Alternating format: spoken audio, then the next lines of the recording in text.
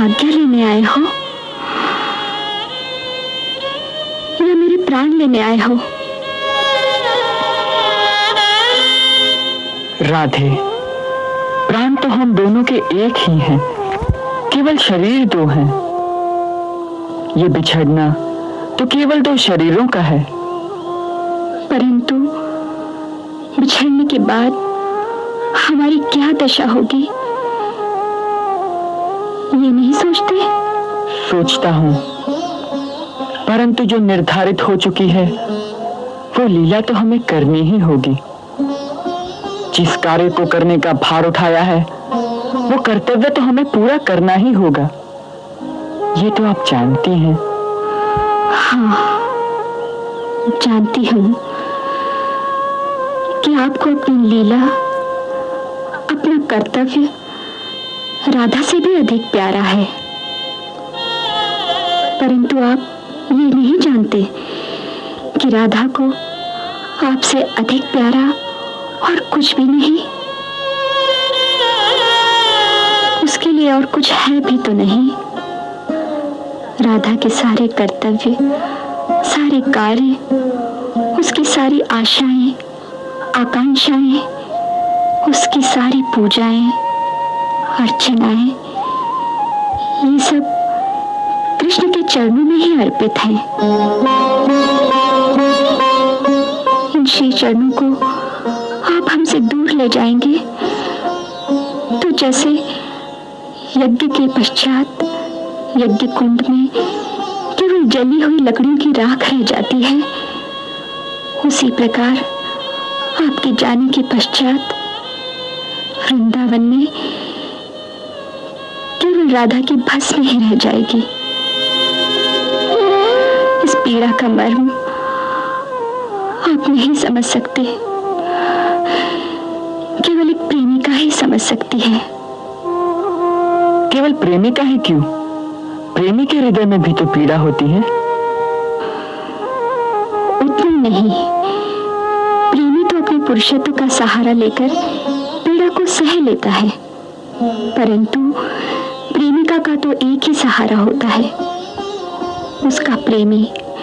वो भी उसको छोड़कर चला जाए तो वो इस पीड़ा को कैसे सहे?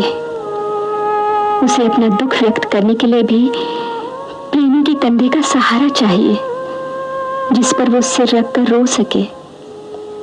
अन्यथा तो अपने प्रेम की लाज रखने के लिए वो बेचारी किसी दूसरे के सामने आंसू भी नहीं बहा सकती।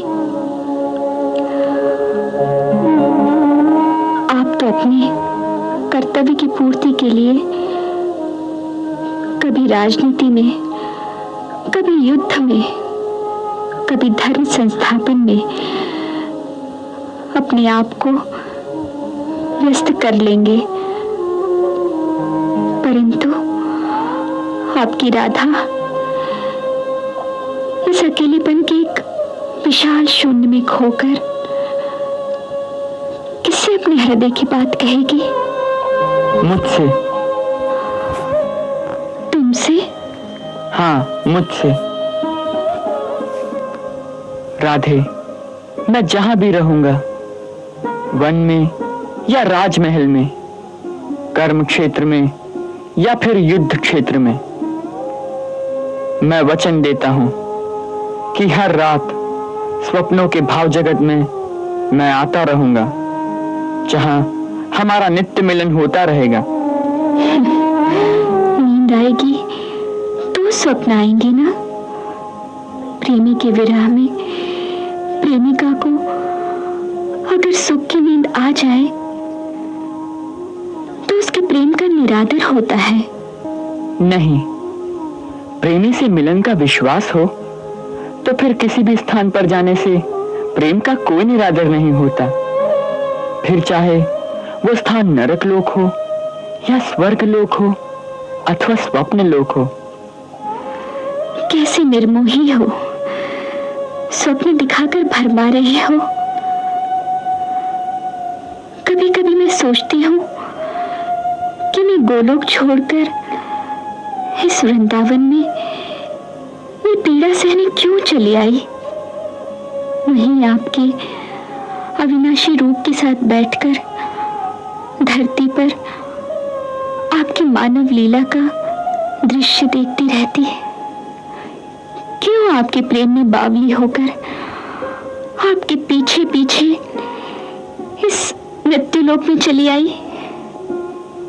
हम जानते हैं क्यों। क्यों? ताकि इस क्रूर धरती पर कुछ काल तक तो हमें आपके साथ का सुख मिलता रहे। आप हमें हिंसा और स्वार्थ के इस वातावरण में अपने निस्वार्थ प्रेम का सुख देने आई हैं। आपके यहां आने से ही हमारी जो प्रेम लीला हो सकी है, उसी के कारण हमारा यह अवतार प्रेम अवतार कहलाएगा। अन्यथा तो हमें इस अवतार में मृत्यु लोक में बड़े कठोर कार्य करने हैं। एक बात पूछूं?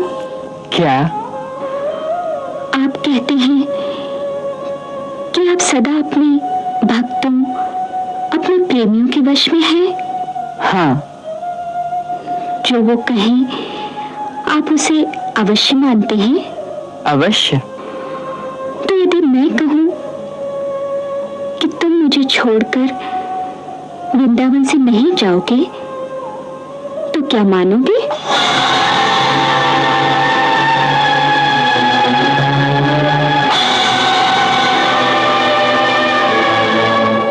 यदि आज्ञा दोगी तो अवश्य मानूंगा।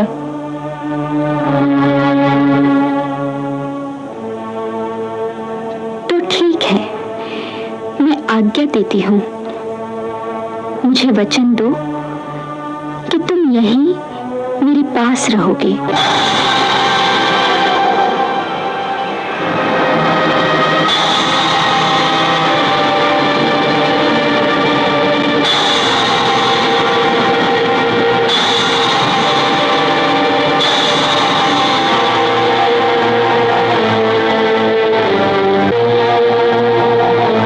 अच्छी बात है, मैं वचन देता हूँ, तुम्हारी आज्ञा बिना मैं नहीं जाऊंगा।